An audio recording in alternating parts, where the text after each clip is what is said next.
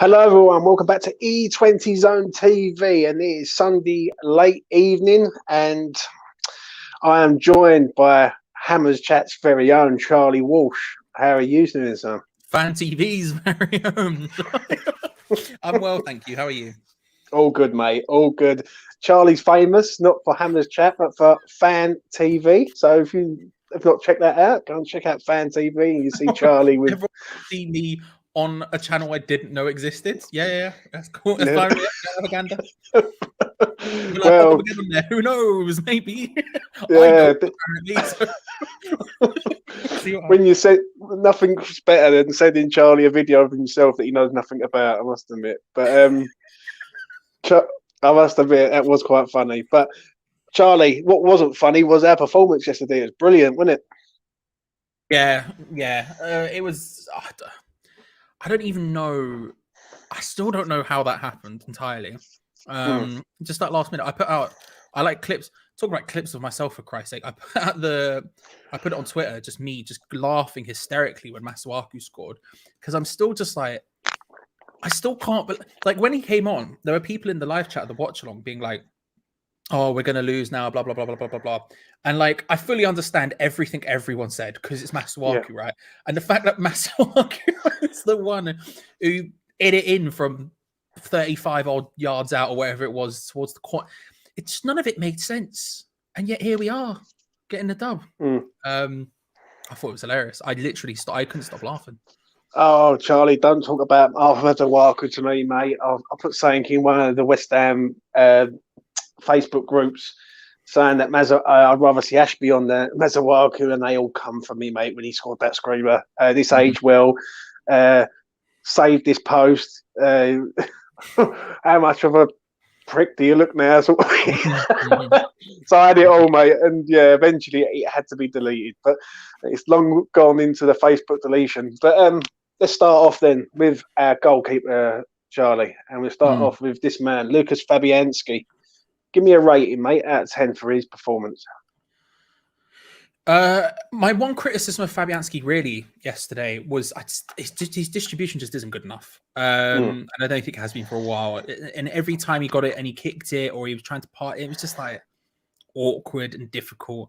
Apart from that, though, I thought he had a good game. I thought he made some important saves. I thought he made some good saves. We restricted them to long shots for most of the time, so they're not the most difficult saves you're ever going to see in the world, but he did it very competently. And if his distribution was a bit better, I'd probably give him higher. But I'll stick to a high 6. Do you think he could have done better, Charlie, for that second goal near post? See, here's the thing. I think you can make arguments both sides, and I fully understand them. Personally, I don't think he could have. I think it was just such a good hit. So it was struck perfectly first time. Fast as you like, placed right into that bottom corner in the really awkward place on a goal. If you're if you're standing up, the awkward place is right sort of near you, down low. Like, I don't think so. But when people say he could have done better, I can't sit there and go, you're wrong, because I also fully understand that argument. But I prefer to. I just think Mason Mount was too good. But yeah, I'll say that's why I say a high 6 again. I think he play if his passing was a little bit better, then I would have said 7 quite easily, because I thought he had a fairly competent game. Yeah, I think the first goal he's unlucky. Like, he saved it, he's pushed it onto the post. The second one, I think if that's Areola, I think he gets there. But no, I think he was all right yesterday, Fab. I'm going to give him a 7. I think he was all right. What he had to deal with, he had some good players to deal with there. And let's be honest, we ain't going to be talking about him today, so to speak. But I thought he done well, mate. I think he done all right. Moving on to this man, Vladimir Coufal. I thought he was all right. I thought he was better than all right. I thought he was one of our top players yesterday. He looked like the Vlad of old. What did you think of him, mate? Yeah. I think that's probably a fair way of putting it. Vlad of old. Not like if it was in his sort of previous run, I think we would have probably described it as a typical Vladimir Supal performance. You know what I mean? It wasn't like, for me, one of his greatest performances you've ever seen, but he just did everything he needed to really well. In the first half, he obviously was playing as sort of more of a wing back, and then he dropped back a bit deeper and stuff. I just thought he was really good. You can see you can also see how scared teams get of his crossing. Like when he gets into those areas where he can put in a cross, you start to see defenders panic a little bit and get tighter to him in interesting ways to try and stop him from being able to curve it in. And there were 1 or 2 times yesterday where they managed to stop him. And I'm like, if he got that cross in, that would have been a bang because he's in such good positions. He's just good, isn't he? He's just good. I think high 7, Virgin on an 8, maybe a low 8, but I'll go with high 7. But yeah, he just and it shows the level of and this isn't a diss to Ben Johnson, but in the attacking, especially in the attacking zones, you can just see the jumping quality because obviously Ben Johnson, that's never been his greatest strong suit, and he's still young, so he can learn. But Coufal just his crossing's just wild sometimes, just so good. I really like him, man. I really like him. I'll say a high 7, but I'm close to an 8 because I really do think, like you say, one of the better players on the pitch yesterday. I felt, and that's saying a lot because there's going to be some high scores in this one. Yeah, for me, I'm going to give him an 8. He had a great shot that Thiago Silva cleared off the line. If that goes in, forgot about that. That's a good shot. If that goes in, then he's an hero in our eyes. But he did run well yesterday, I must admit, and he grafted. I like Vlad, mate. I do like that sort of. He gets the ball out of his feet straight in. It's always sort of like crosses. Yeah. And what it is with Coufal, excuse me, is that his crosses are mixed. They're either very long, very short, on the ground, come across. With Ben, it's very. He gets the ball and he crosses it far post or near post. It's never sort of he never mixes it up. But yeah, I liked him. I must admit, I thought an 8 is a fair reflection of Coufal. I will move on to these two, which I'll find right now. I'll start off with this man, Mr. Craig Dawson. What did you make of him yesterday? I think he had a good game. There was a couple of times where someone tried to step to him and he did just catch him down in a big manner. And it's something I like about him. He has this no-nonsense attitude to it. If you compare him to his partners next to him, for example, Zouma's going to carry the ball out and he's able to pass it and can do a bit of everything. Diop likes to step to the attacker and really come out of his line and try to press them and sort of carry them. Dawson has this no-nonsense attitude. He kind of reminds me a bit of James Collins in that sense of just you're getting near him, he's stopping you, and he's just booting it. And I'm sort of okay with that. I don't think his passing's that good. I don't think anything else. But I think at times, especially again like Chelsea, where you are going to get trickier wingers, let's call them that, stepping to him, I think he can be very effective in those games and just stopping people down. I thought he had a good game. I think a sort of a low 7. I thought he was pretty good and good to see because, again, I think him and Diop both have sort of semi-question marks over their head right now. So to see him put a sort of stamp down to go, no, I can do this against the top opposition, and Chelsea are the top opposition, I was very happy to see. I thought he's at fault for the first goal. I think he misjudges the flight of the ball and the ball comes in, and obviously we get on to the first goal where obviously Thiago Silva goes through all our defence near enough, even Antonio. But I thought in his overall play, I thought he played all right. I thought he played pretty well. I think all the defenders played really well. They didn't. No one really sort of made any howlers, so to speak. But yeah, I'll give him a 7. I think a 7's about right. I think he was decent, especially against a top attack. Do you know what I mean? So yeah. What did you give him, Charlie? Again, 7 as well. Yeah, 7. So it's 2 7s for Dawson. Moving on to this man, who I must admit, 94% pass accuracy. I've got a lot of time for Issa Diop. I really have, and I've been asking for this man to come in. I thought he put in a really, really good performance yesterday, Charlie. Yeah, I agree. It's interesting. I was interested to hear what you were going to say because I've seen some people say they didn't think he was very good, and then I've seen some people say they thought he was great. And so I was interested to see where you would lie on that. I agree with you 100%. I thought he was really, really good. And again, it's nice to see when you have a question mark over your head to see him step up against difficult opposition and go, no, I'm having this. And especially as well in a back 3, because I've always had question marks about him in a back 3. I felt like in a back 4, I was relatively confident with him. That's not to say he hasn't had errors and hasn't had bad games and everything else, because of course he has. But I was more confident when I'd see Diop in a back four than in a back three. But yeah, he was really good. I felt it just again a bit like Diop of old in a sense, looking like a Diop from that first season a little bit, and just grew in confidence as the game went on, and I saw him just controlling it. I don't know. I was really happy, and it's made the Zouma injury a little bit less scary to me, knowing that the two people who are going to take over from that position for sure, whether it's in a 3 with Cresswell or with someone else, or whether it's in a 2 or whatever, had really good games, just calmed me down a heck of a lot about that, even though obviously it's a massive loss either way. But yeah, I think a high 7. I really liked this at Diop yesterday. Like if I'm saying Dawson, I would say like a sort of low to mid 7. Diop, I would say, is a high 7. I thought he was really, really good. Well, I'm gonna be even higher than you, Charlie. I'm giving him a 9, mate, and that is no joke. Yeah, and I'll tell you the reason why, Charlie.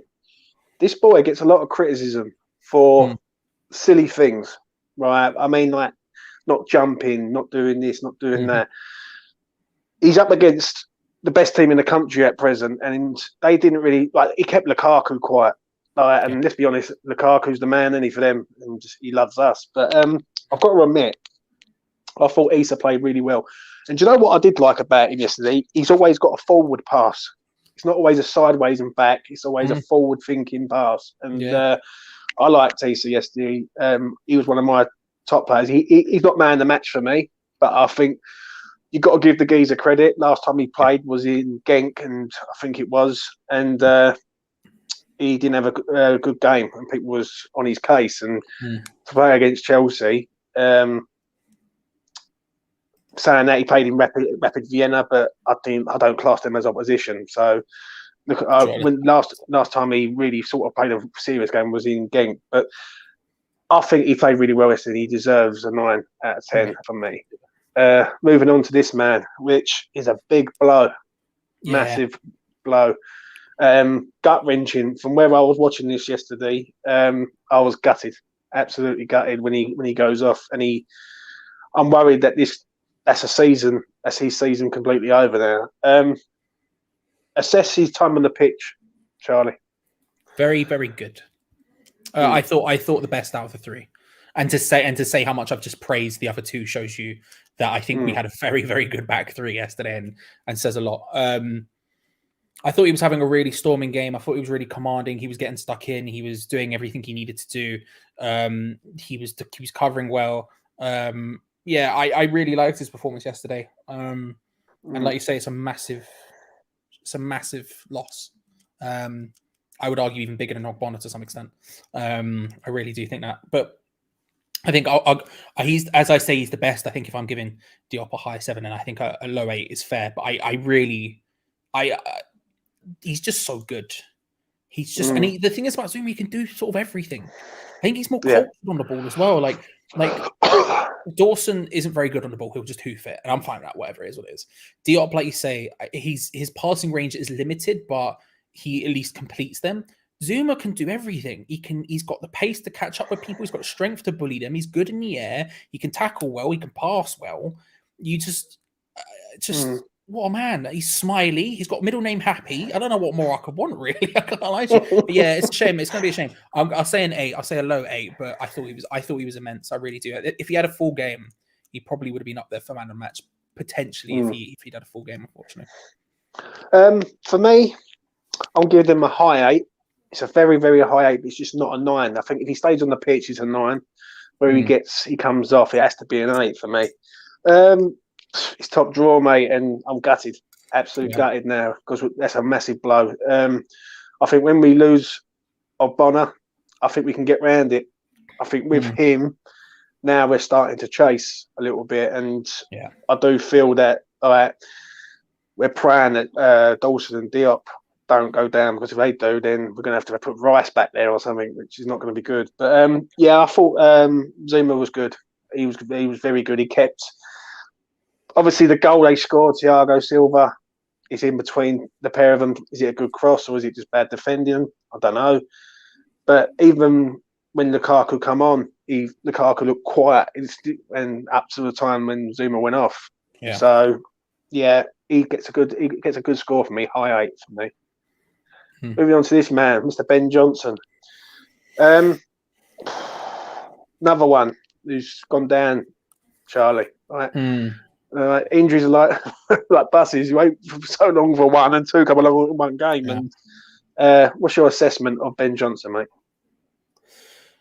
Correct me if I'm wrong. You'll remember this because your memory is significantly better than mine. It was before half time. You went off, right? Basically, the goal from Mount, he went on straight after. That's what it was, wasn't it? Yeah, that makes sense. Yes, because I remember he pulled up just before. Yeah, okay. I think I don't like Ben Johnson on the left. Never really have. I don't think I ever will. I think it hampers him a bit too much. I really like him on the right. On the left, I think he has the defensive qualities to do it. But he certainly just can't get forward enough. And I think in a wing-back system as well, you need the wing-backs to be as attacking, not as attacking, but you need them to be as capable going forward as almost as you do defensively. A high 6, maybe? I don't think he did anything particularly wrong. I think you can make the argument that if you're... I heard Gio make the argument earlier, for example, that you could say he was partly at fault for the second goal to the extent of just go down if you're injured. Don't try and play on, because what happens is Mount gets away from him to some extent in the sort of space he should be occupying, and then all of a sudden Mount's sort of free. And I think there's arguments you can make around that. And I think that's fair. I don't want to criticize him too much for it, though, because I respect just getting up and getting on with it sort of thing. So I'll say a high 6. I think the worst out of the original back 5, but then again, he did only play 45 minutes essentially. So it's difficult. It's difficult to fully judge him. But he wasn't having the greatest game of his life, but I don't think he was having necessarily a bad game either. So I think a 6 is fair. You're like, yeah, all right, he was all right. Sort of yeah. 100% agree with you, mate. I 100% agree with everything you just said there. The second goal, he's out of position, but he's injured, isn't he? So we've got to give him a bit of benefit of the doubt there. Fair play to him. He's running to try and get there to do his best, and he just can't get there. So, as you rightfully say, mate, he wasn't outrageously good. He weren't really, really bad. He was just middle of the road. And yeah, shame about the injury. Let's hope he gets back soon. Do you know what I mean? Moving on to our midfield dream team. I'll start off with this man, Thomas Soucek, who run literally 12k. I think it was, I heard today. He does what do you make of it? He does that, doesn't he? Yeah. Again, it's another thing, a bit like Diop. It was Soucek of old to some extent. I felt he was really good. And it's exactly, I think we've had conversations about this in the past, but the idea of like the formation doesn't really suit him when we're playing a 4-2-3-1. You can't get that space to run into the box and to find those spaces. And he just seemed to be everywhere. And I really liked him. And I thought he got better as the game went on as well. I think at first he was getting involved. He was doing nice passing. He was crossing. He was getting involved a bit. But I was like, okay, we're seeing something. And he just sort of continued to get better as it went on. And I thought he was really good. I really do. Probably controversially, and most people are probably going to dislike me for this. I thought he was better than Rice yesterday. I really do. I thought he was very, very good, Soucek. I thought he did a bit of everything. And I think on another day, he probably gets a goal as well, because he was finding space in the area. It's just the crosses weren't quite hitting him. And I think he was in the right place. It just wasn't the right time, if that makes sense. And so I'll be interested to see, I think if we stick with a back 5 in the absence of Ogbonna and Zouma, I don't know what we're going to do. But if we do end up sticking to a back 5, I think that could be hugely beneficial to him specifically. I think we might see him start to get on the score sheet way more frequently again. So I'll be interested to see. I'll be interested to see what that is, but that's future talk. In terms of that play, I think 7. I thought we had a really good game. High 7. I'm going to give him an 8. I think that's one of his best games. He's run 12k. I think the midfield battle West Ham won yesterday, and that's what won us the game. I think, like when you got Jorginho who's playing poor and Loftus-Cheek against Declan Rice and Soucek, we should be winning that battle. If you take Jorginho out of the game, then we're motoring. I think an 8 is where I'm at. I think he done well. He done really well. He got about the pitch. He got stuck in, but it was just we were so compact and solid, and yeah. I think Lanzini helps him a little bit, because when he would go forward, Lanzini would slot in there and take that position. And yeah, I think it's 8's about right where I'm at. Yeah. Moving on to this man, Declan Rice, who you've just said you thought Soucek had the better game. Explain, Charlie. Yeah, I understand most people disagree with me on that, but then again, most people think Jordan Henderson's better than Declan Rice, and that's wrong. No, yeah, I think That'd be me.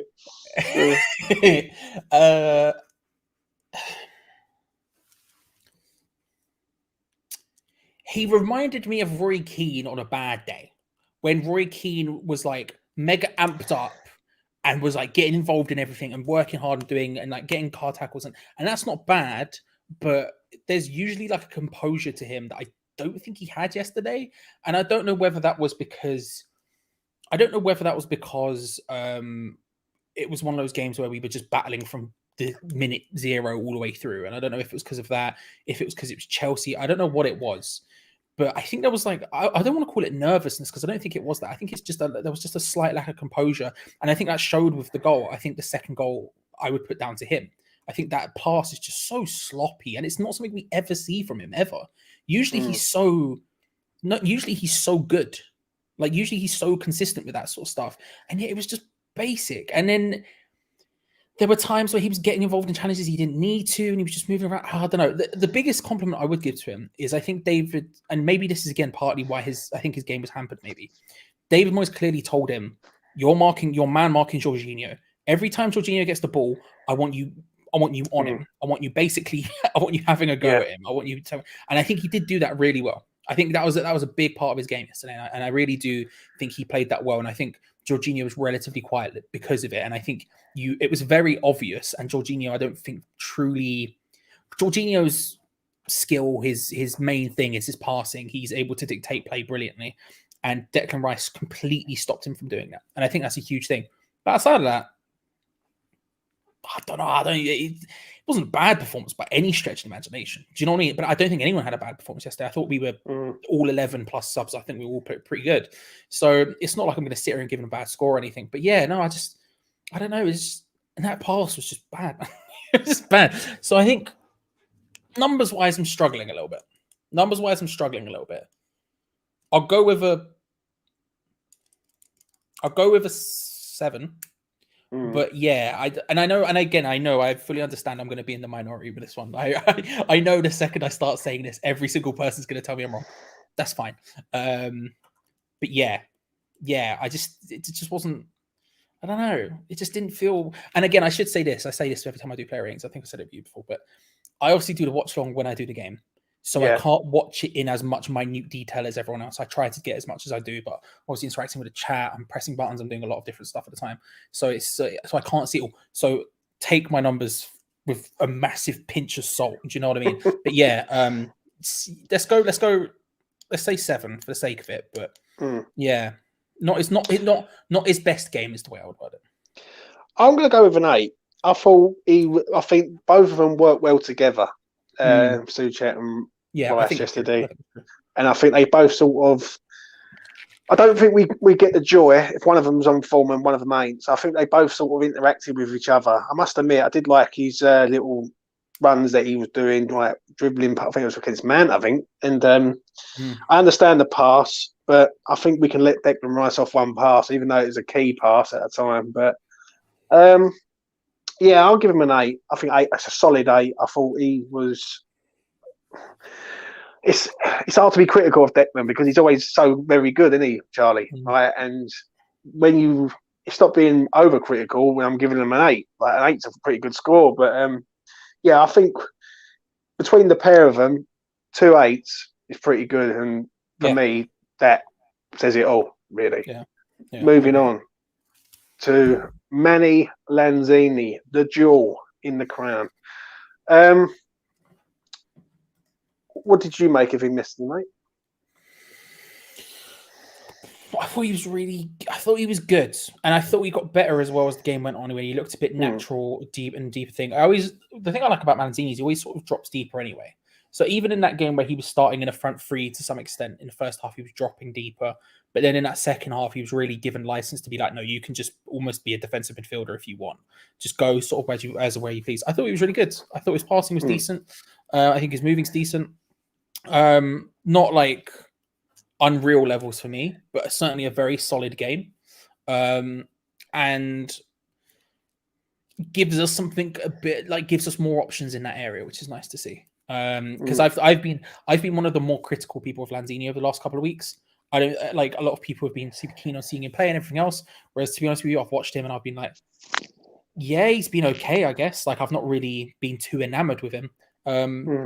Is this, I'm trying to think, is this his best performance in the last couple of weeks for me? Probably. Yeah, probably. I think really good. Yeah, I think agree. really good. And it's again in a period where we're going to have a lot of games in December.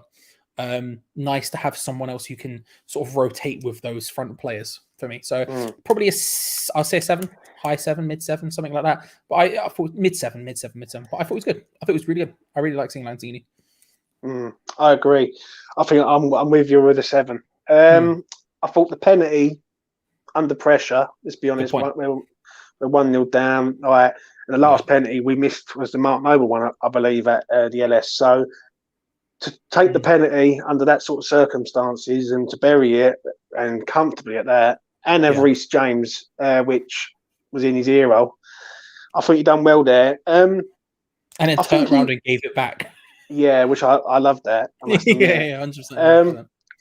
Yeah, I thought he was okay. He got about, he passed the ball about, but I don't really remember him creating anything in the final third, if that makes sense. I think he was good, but unless I'm like forgot something. But I think for me, Lanzini's not problem, but he has that. I think he's because he likes to drop deeper. He's always that person. I've used the term time, but create for the creator. He's always the guy who's trying to find, but it's never like I don't think he's ever gets that many goals. He get goals, but I don't think he gets many assists because of it. I think he's always in, and I think the reason he gets so many goals is because he's never in the area. He's never in those positions to play it. He's always just on the outside of the area, almost waiting for it, if you know what I mean. So the City one, the Tottenham one, any big Lanzini goal you can think of most of the time is just outside the area in the middle of the park, because he's not the one playing in a pass for the assist, and he's not crossing it, he's not trying to get on the end of it or any of that. He's always the one sort of there anticipating it.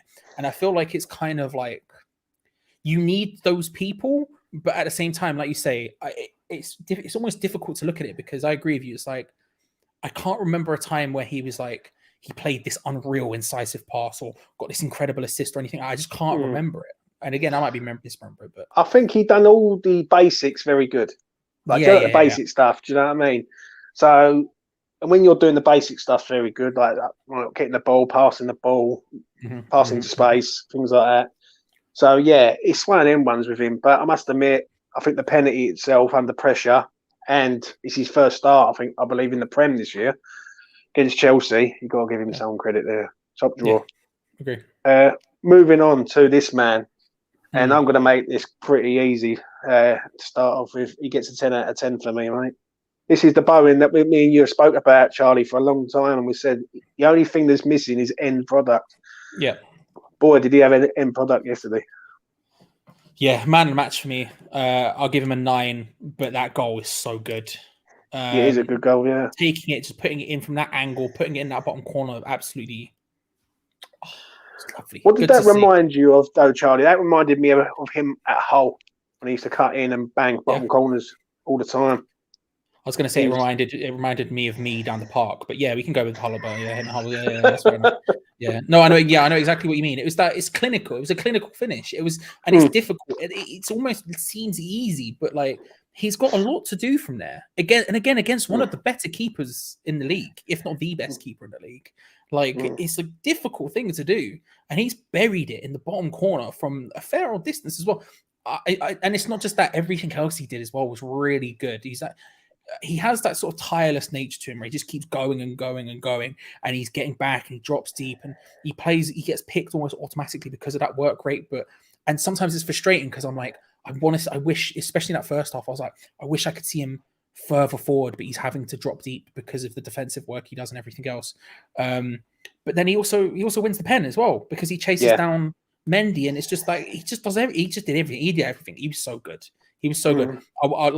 I don't say a 10, but I don't know what a 10 performance would be. So I'll say a 9, but I don't know what a 10 performance would be. But to be honest with you, it's not like, again, I can't criticize you for saying 10 the way people can criticize me for saying Declan Rice wasn't as good. Do you know what I mean? He was brilliant. He was utterly brilliant. I think I heard it today. People were saying about he could have had a hat-trick. That's why he ain't got a 10. Like, he missed a chance from Antonio, which he was stretching for. There's another chance where he cuts inside. I think he skies it over the bar. But I don't look at the chances he missed. I look at the ones that he scored. Like, he scored one. He made the penalty himself out of nothing, let's be honest. Yeah. And his overall play, his work rate is just phenomenal. Do you know what I mean? He's starting to become one of my favourite players at West Ham. Like, don't get me wrong, I love Declan Rice, and I think Declan Rice is phenomenal. But Bowen's getting better, mate, and I can see why Liverpool are looking at this geezer. I really can. And if we can get him scoring end product from him, we've got a phenomenal player on our hands. I really do mean that. So it's definitely. I wouldn't criticise him for those other two chances either. Yeah. The one where he skies it, I'm like, okay, maybe hit the target, but whatever. And the one where he's fully stretched. Yeah, unless he's going to grow instantly like 3 inches while he's sprinting for the ball. There's zero chance of it happening. Yeah. So it's a 9 out of 10 for Charlie. It's a 10 out of 10 for me. Moving on to our striker at the club. Now, this is going to be interesting because I spoke to a few people about this, and it's sort of polarising. Some people say he played well. Some people said he was awful in the first half. Tell me if I'm wrong, Charlie, but in the first half, he was non-existent, wasn't he? Or would you disagree with that? I think he was worse than non-existent. I think he was an active hindrance. He was in the first half we've both said this on this show and on others, what he has been for like a month and a half. Like 2 months where you're just like, what are you even doing, bro? like, and I don't mean to be harsh, but he's not working hard. He keeps finding himself on the wing aimlessly and then just sort of punting it into the area with no real judge or anything. And it's like, well, if you're not going to be in the area, at it's least like hope. It's like hit and hope, isn't it? Sort of thing. It's like cross it in a hope for the best rather than, do you know what I mean? 100%. And I thought he was god awful in that first half. I really do. If you was rating him, Charlie, if you was rating him for the first half, what would you rate him? It's a good question. 2, 3. So you'd rate him a 3 out of 10, right? I'm being a bit kind when I say 3 as well, to be honest. Yeah, right. Now rate him in the second half. High 7, 8, maybe 8. I don't know what happened. I don't know what happened. I did a video on Hammers Chat earlier, right? And I said that I'm willing to give it to David Moyes as being like the person who did it, because at half time he came out and he was just completely different. And it's like we've done up once where, for example, I spoke about him at the Tottenham game where he got the winner 75th minute or whatever it was, and then after that, then he started to come alive.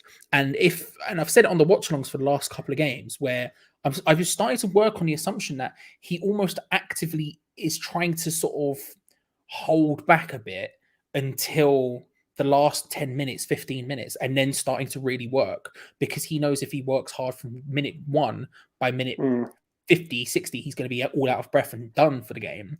And it's almost like, because there's no one else, he sort of has to reserve himself almost. So that's the sort of impression I've been working under.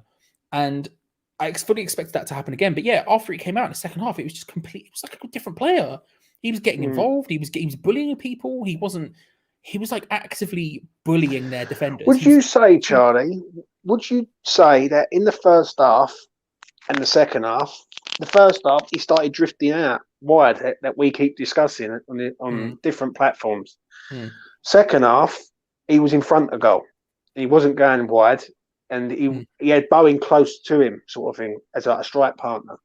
Would you say that was the change? Because there was definitely a tactical change in the second half, because I must admit, Antonio in the first half, I thought was just like, I don't know what I was thinking, would you really. Give in the first half? When you're taking a shot from the halfway line, I think after they had scored a goal, and he's shooting, I looked at him and I thought, I don't want to swear, but you're taking the fucking piss.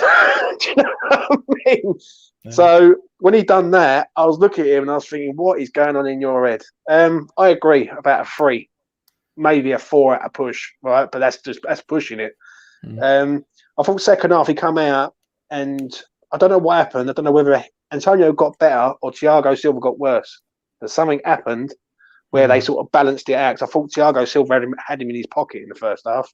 Really did. For me, I think in that first half, I could have had him in his pocket. And I am a striker, so I can't defend. So for me, I think if I was rating him, I'd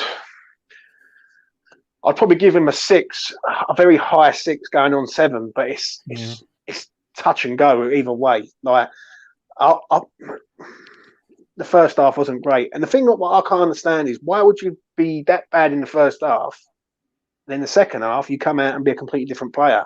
Like it's just. There was one thing I will say, and I will give you a final rating for me before I hand it over to you, Charlie.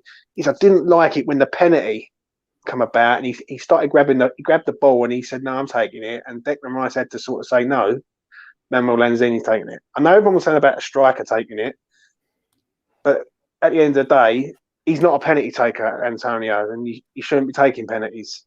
He's barely a chance taker, let alone a penalty. Yeah. Taker. So for me, I'm going to give him a 7, but it's just a 7. Literally bang on the money 7. Nothing higher. I'll give him a high 6 because I thought he was so atrocious in that first half. Like if we're being honest, I would probably give him a 5 or something because he was so bad in the first half that if you want to balance it out. But I'll give him a 6. But yeah, I don't even think it was a Thiago Silva thing in that second half. I think he just came out different, and it's so frustrating. It's almost more frustrating because I'm like, why aren't you doing that the rest of the time, you donut? What are you doing?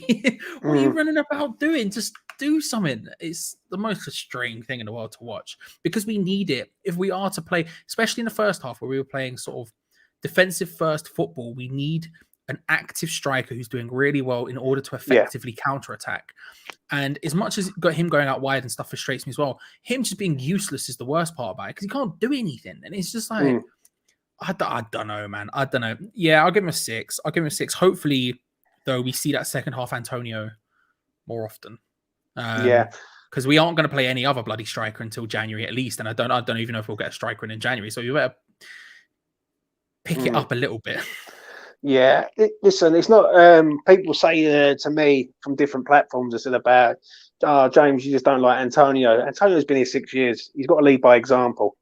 And if Antonio don't lead by example, then you've only got to look at Harry Kane at Tottenham. He was leading by example for a long, long time. Look at him now. Look how they've gone. So I want Antonio to lead by example. He's the main man at West Ham for a reason because he's been here longest and he's now the vocal point of our team, like from the front. Yeah. But let's hope for next week, Burnley, he's back on form. But one man that we'll get to, and we get to the subs, is this man. Charlie, one question. Did he mean it? Of course he did. And if he did, is that the best goal he's ever scored in his career? Yes, he meant it, and it's the best goal he's ever scored in his career. No, of course he didn't. He had no clue, did he? He just punted it in and across. It's fair enough. I thought he played well, though. Do you know what? I'm increasingly becoming a fan of Arthur Masuaku in some sense, and I'm shocked to be saying this because if you'd asked me a month ago, will I be vibing Arthur Masuaku as a West Ham player? I would have been like, are you kidding me? Are you joking me? And not to diss him too much, but he's a liability at the best of times. But to be honest with you, the last couple of games he's played, I'm like, there's something there, you know, and he's putting in crosses that I didn't know he could do. He's doing the stuff I knew he could do, which was dribble and be out of position. He's got that on lock. He can do those two things all day. He can dribble really well and he can not be anywhere near the ball really well. There's the two greatest traits of Arthur Masuaku. But he's putting in these crosses he can do. I think there's something, I don't know. I don't know. Maybe it's because he knows he's potentially on his way out and he wants to earn a con move somewhere, or maybe it's because he knows he's on his way out, so he wants to try and earn his place or whatever. Ignoring his goal, although he scored. I don't know. I think there's something happening. I'll give him a 7, but like, yeah, I don't know. I don't know if you feel the same. I don't know if anyone feels the same, to be fair, but I just think he's getting better. He's significantly better at the moment than he has been for years. For me, I'm just not a fan, if I'm honest. I just don't think he can defend, Charlie. I just don't think I don't think he can. As a left wing back, if you're playing 3-5-2 or 3-4-3, as they say, you've got to be able to defend, and sometimes I just think his defending is all over the place. Yes. I think it's mad that a week ago I sat here doing a player ratings. I sat at my missus' house in Suffolk doing the player ratings and was talking about the Manchester City game. And I said, you know what, Arthur out of position. And then Wednesday, the same thing happened again. Arthur lets Lamptey cross the ball in. And it's just ironic that Arthur turns up and has that sort of freak goal and does it. I thought he was okay yesterday, I must admit. And I criticised him before he even got the pitch, but I had to eat humble pie because of that. So, yeah, I agree with you. I think the 7's about right. Do I see him being the future at West Ham? No. I think we need someone who's better defensively. I think he could do a job going forward, but just not on that side. So this is the thing, right? I don't see his future at West Ham either. I think he will leave. Whether it's in January or whether it's in the summer, I think his time is limited. Unfortunately, like you say, I do think he could potentially have a future as a more attacking player. I would disagree with most people who would say that he's been playing wing back recently. I think this was the first game he's played wing back recently. I keep thinking he's on the wing because of the positioning of the left back more than the positioning of anyone else. He just seems to be so far up, and the left back seems to be so far to the left and doing overlaps that for me, I think he is playing as a winger and not as a wing back.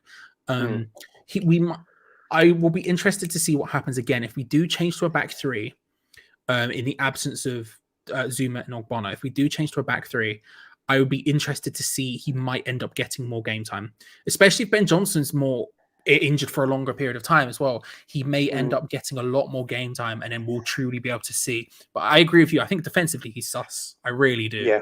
But it's just there's just the other facets to his game make him just an interesting player for me.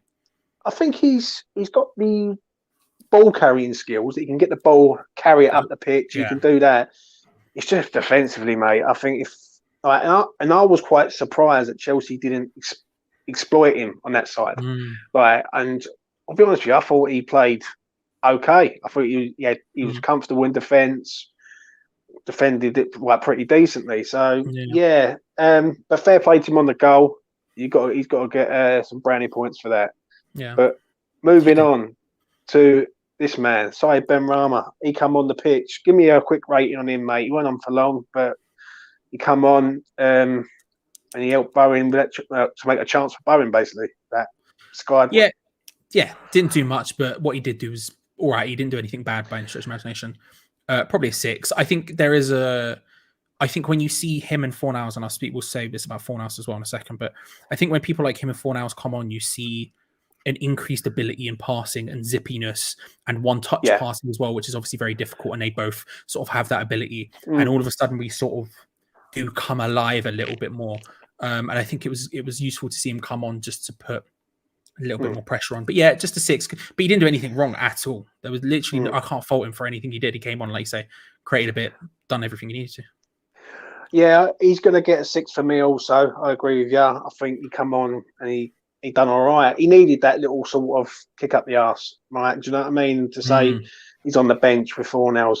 He also brought on the note to say about Arthur having a shot. So definitely that goes a long way, 100%.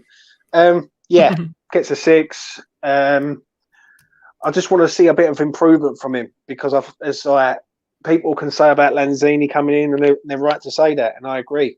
But he's got to start improving, and I think maybe a bit of time on the bench, he can start to sort of re-energise, and hopefully over Christmas he can get a couple of goals before he goes to African Cup of Nations. Moving on to this man, Pablo Fornals, who come on. I must admit, Charlie, this geezer's growing on me, mate. He really is. And I've known you quite a long time now. And at the first time I sort of see him, I was like, I don't see it. Yeah, you weren't keen. I weren't keen at all. I was like, I don't see the hype, but the difference in levels when he come on, we sort of raised our game a bit more because the energy levels are still going. Do you know what I mean? He's fair play to him. He's like a little workhorse, and he gets about the pitch. The end product for me with him sometimes is an issue, but I must admit, yesterday he come on and.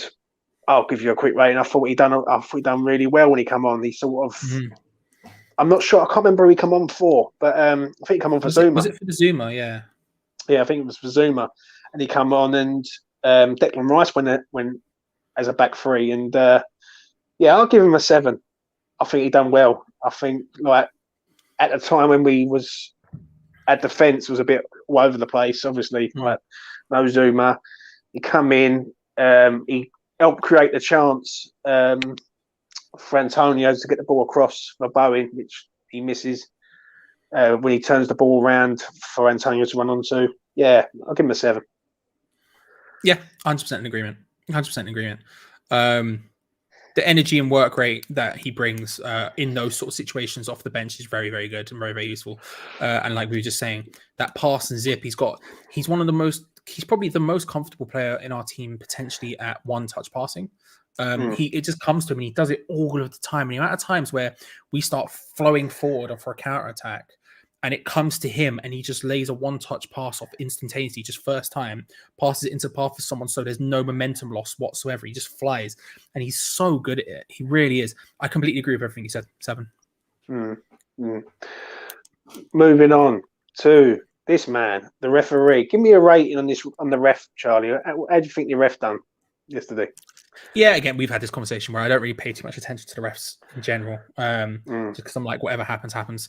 I can't think of anything off the top of my head he did wrong. He dealt with a couple of big situations correctly. The pen, there was a couple of other times where I saw Chelsea. I can't remember what it was. I can't remember what situation it was, but there was one where all the Chelsea players were harrying him for something, and I just saw him go, "It's going to VAR. Like, stop! It's going to VAR," and then just sort of having to shut down. There was a couple of good opportunities like that. All right, 6, something like that. But again, I can't really. I don't tend to notice the referees too much, to be honest. I thought the ref had a good game. Really, I think he had it well controlled. I think obviously the penalty, he gives the pen, even though it would have went to VAR. But you got to give him respect. He gives the pen. Yeah. There was a Jorginho thing in the middle of the park where Jorginho was all over the place. He booked him, made sure that he got booked. Yes. Yeah, I would say nothing of any note. I'll give him a 7. I think 7's about. I forgot about the Jorginho thing. 7 as well. I agree with that. Yeah, and I thought he done well. Do you know what I mean? So, what it is, we're talking about the football rather than the ref. So when you're doing that, then obviously the referee is not involved. So yeah, and the final one of the night is this man, David Moyes. It's been a rough week, Charlie. Right, it really, really has. And if we roll back a week ago, as I said earlier on, we went to City. We had the best team, one of the best teams on the planet. We had the elements against us. We had everything against us, and we lose the game. And then obviously we had Brighton in the week, where I think we all know that there's a curse when we play Brighton and Hove Albion. We just can't beat that team. Yeah. And coming up to sort of Saturday, I was a bit thinking, I don't know why, but I just thought West Ham of old will put in a performance. But this is the typical old West Ham way. What they would do is they will go and draw with Brighton, play awful, but get the win against Chelsea. What do you make of it, mate, before I give my final assessment on Moyes? Struggle with it because I think he arguably set up wrong. Not necessarily wrong, but he set up not to concede, and by half-time we'd conceded twice. And at that point, you've got to go, I need to think about this a bit. But I think the reaction in the second half, at half-time, from Antonio and other people, I thought his substitutions were on point. I thought he got those subs right. It would have been very easy to stayed in sort of like Rice, like you say, sort of played auxiliary centre-back, but even then, I still, in my opinion, we sort of changed to a back four and stuff. It would have been very easy for us to have tried to shut up shop and stay defensive first, especially once at 2-2. It would have been really, and I would have expected, if you'd asked me before the game, we would fight back to 2-2. What would David Moyes do? I would say he will shut up shop and he will be like, right, we're taking this 2-2. We'll take that all day. Yeah. And I don't think we did. I think we kept going at him until we got that third goal. And I think obviously once we got the third goal, then we were like, right, now we're defending. But obviously that's okay. You're in the lead. I think I said this on the video earlier. I don't know how much chat, but and you won't hear me say this a lot because I still don't like David Moyes. I think that's massive credit to him. That really is. That sort of mindset to go, no, we are taking this game, we're winning this game because it was there to be won. Like Chelsea were not, they were susceptible. And again, it would have been really easy to go, look at all of these incredible players on the pitch. Look at this like team of Chelsea that they have. They're stepping to us. They're throwing more and more attacking players on. It would have been very easy for him to shirk it and go, no, we're defending. And we didn't. We carried on going. And I think that's a massive, massive credit to him. So it's difficult. I'll give him a mid-7. Because that second half was good, and I wasn't super happy about the first half. And again, this to come from someone who doesn't like Moyes, so maybe it should sprinkle a little more extra on there. But yeah, I'll give him mid-7. For me, I thought he done. I wasn't happy with the back three. Like I've got 3 centre halves there, and the last time we've done that is Newcastle away when Dawson got sent off, and we was terrible that day. I agree with you. He's come there to be defensive, and we're 2-1 down. But I've got to give him some credit because at half time it was like I don't know what happens, but they must go in. He must beat them all up or something. He must do something because they come out the second half and Antonio was on it. Yeah, they was all on it. They was all on it to a point. The setback with Zouma, he decided to bring Fornals on, put him in midfield, and put Declan Rice as a foot at the back. Which I must admit, I do like that. People say no, you can't put Deck there. Remember one thing, right? Declan Rice is a natural centre half. He's been converted into a DM. He plays that role comfortably. Yeah. I think the draw was on the cards. I think the game was filtering out into a draw before Arthur Masuaku decides to have a cross come short and it goes in the top corner.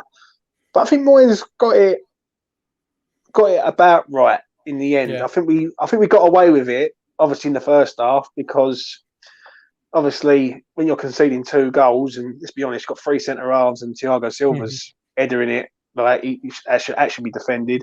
And I think the second one's unlucky. I think if Ben's not injured, I think Ben gets there and stops Mason Mount. But yeah, I'm with you, mate. I'm going to give him.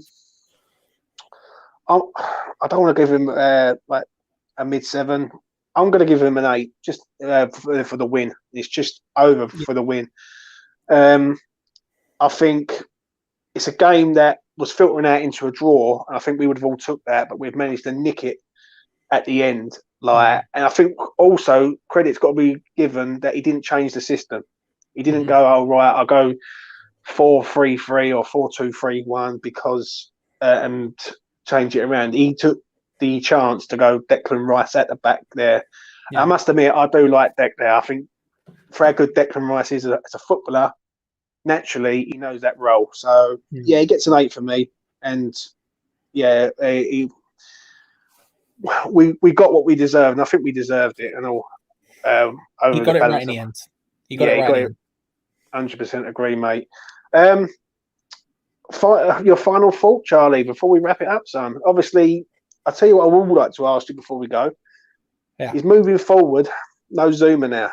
And can you see Declan Rice going back there as a centre half with like Diop at some stage and Alex Krell coming in with Soucek? Because I can see that happening.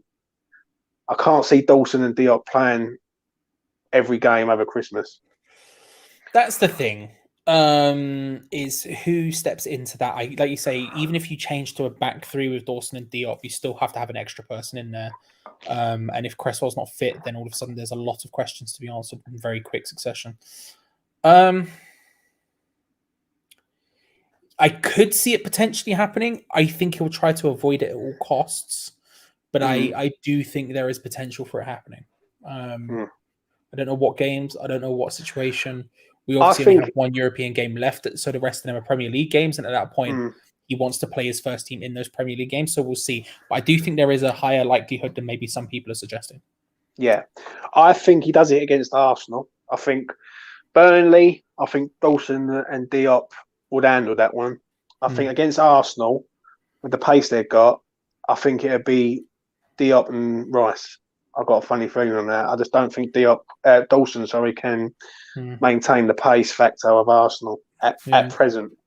I think Norwich, Dawson and Diop. I think the Carabao Cup quarter-final. I can see Diop and Rice. And it's time for Crowell, mate.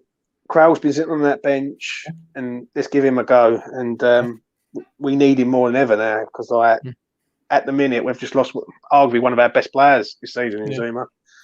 And but it's a shame. It's a shame, but obviously moving forward, we've got to try and get through the busiest part of the year.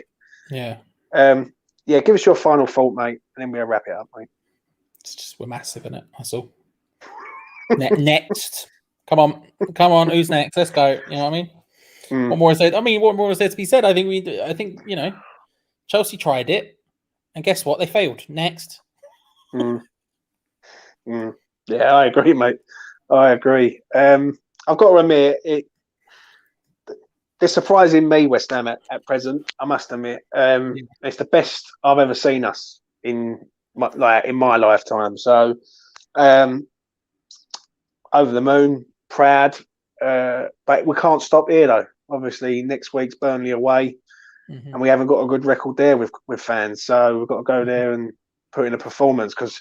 Let's be honest, I could be sitting here in a week's time, or I could be doing a player ratings, and it could be what's just happened at Turf Moor. Do you know what I mean? So we've got to make sure that we build on the Chelsea result, and then the next one after that is Arsenal, and that is a big game. And that really, if I'm honest, to round it up for me, that's the game. That if we can get something out of that one, if we beat Burnley and then we go to Arsenal and we don't lose the game, then we are serious top 4 contenders. So that's how massive that game is. And that's massive. We're massive. Me and Charlie are massive. And that is it from us. I want to thank everyone who's been watching tonight. I really do appreciate everyone who's subscribed recently. It goes a long way. It is helping me out greatly. And I do this stuff for the people who are watching me, really, mate. And I really do enjoy it. I want to thank Charlie for coming on tonight. I really do appreciate him coming on and giving me his time. So thank you, Mr. Walsh, for coming on tonight. Thanks for having me on, man. I always really enjoy it. And I apologise for what I said about Declan Rice. That's all right, mate. Not to worry. You know what I mean? The chat don't need to know about that. But no, listen, it's been an absolute pleasure, as always. And listen, moving forward, we've got another busy week. Obviously, we've got Europa League. Try and get that out of the way at dead rubber. And then we've got a big game at Turf Moor next Sunday at 2:00, which is a big game. We've got to go there and put in another top performance again. So anyway, that is goodbye from me. That is goodbye from him. And that's goodbye from us. Take care, everyone. All the best and night-night.